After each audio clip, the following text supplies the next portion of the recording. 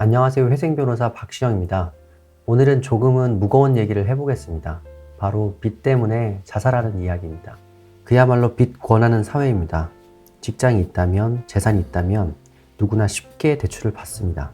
지금은 좀 상황이 달라졌지만 얼마 전까지만 해도 빚을 안 지는 게 손해인 것처럼 느껴질 정도로 사회 분위기가 그랬습니다. 지금 금리, 물가 오르고 아주 무섭게 됐습니다. 빚에는 카드빚, 도박빚, 생활고 여러 가지 유형이 있습니다. 빚을 지면 처음에는 갚으려고 합니다. 벌어서든 빌려서든 갚으려고 합니다. 그러다가 임계점이 넘으면 포기를 합니다. 빚 갚는 것만 포기하는 것이 아니라 삶을 포기하려고 합니다. 저희는 이 일을 하면서 꾸준히 죽음을 목도합니다. 의사도 아닌데 말이죠. 몇 가지 사례를 떠올려 봅니다. 법인회생을 하던 대표이사가 있었습니다. 이분은 부산에서 소매품을 제조하시던 분이었습니다. 독자 기술이 있어 탄탄하게 발전을 했고 사업이 커지다 보니 CFO, 재무 책임자를 영입했습니다. 그의 권유에 따라 공격적인 투자, 땅도 사고 공장도 짓고 그러다가 업계에 불황이 닥쳤습니다. 이제 막 투자금을 회수할 시점인데 빚은 눈덩이처럼 불어났습니다. 이분은 법인회생을 한 번 하다가 엎어지고 두 번째 시도를 할 때였습니다. 제가 부산에 내려가서 그분의 차를 타고 함께 이동하던 때였습니다. 저와 그 대표님 그리고 회계 담당하는 직원이 함께 탔습니다. 셋이서 말없이 차를 타고 이동하다가 대표분께서 묻습니다. 자기가 지금 죽으면 어떻게 되냐? 자기가 지금 상황에서 회생이 안 되면 회사는 어떻게 되고 자기 재산은 어떻게 되느냐? 자꾸 여쭈시는 겁니다. 저는 운전하시는 분이 그러니까 불안하기도 했지만 무엇보다 마음이 안 좋았던 게 바로 동승했던 회계 담당하는 직원이 그분의 딸이었기 때문입니다. 딸이 보는 앞에서 자기의 죽음을 얘기하는 아버지의 심정이 어땠을지 잘 모르겠습니다. 또 다른 대표이사가 있었습니다. 이분도 법인회생을 시도하시던 분이었습니다.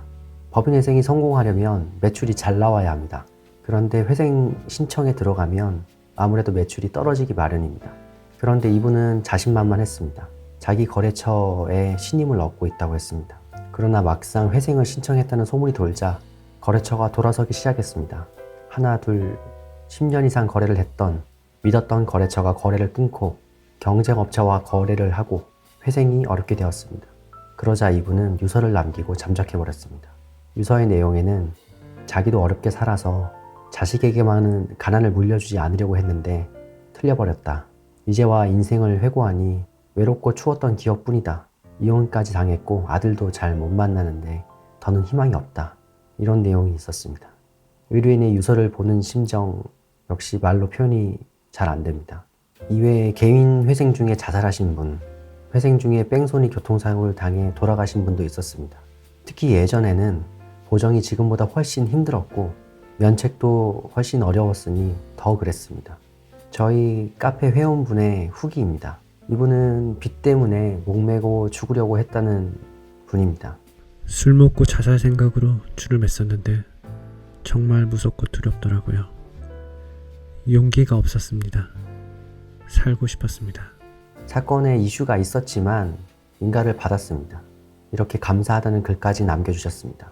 이외에도 극단적인 선택을 하려 했지만 다시 마음을 가다듬고 회생을, 파산을 찾아보고 희망을 가지고 면책받아 삶을 살아나가시는 분들이 많습니다.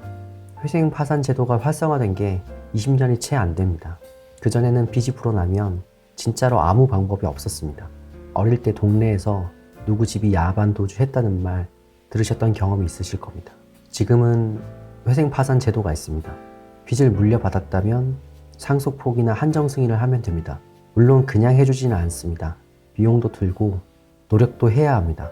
하지만 뭐가 어떻든 죽는 것보단 낫습니다.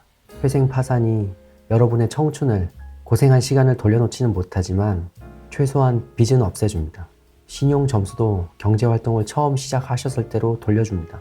기적 같은 일입니다. 저는 회생 파산을 사람 살리는 일이라고 표현합니다. 그렇게 표현하는 것은 바로 이런 모습, 진짜로 죽을 처지의 사람이 회생해서 살아나는 것을 보기 때문입니다. 오늘은 좀 무거운 얘기를 해봤습니다. 이런 얘기가 누구는 불편할 수 있습니다. 그러나 이런 얘기가 또 누군가에게는 전환점이 되고 희망이 될 거라고 생각합니다. 여러분, 포기하기 전까지는 끝난 게 아닙니다. 이 영상이 힘이 되셨으면 좋겠습니다.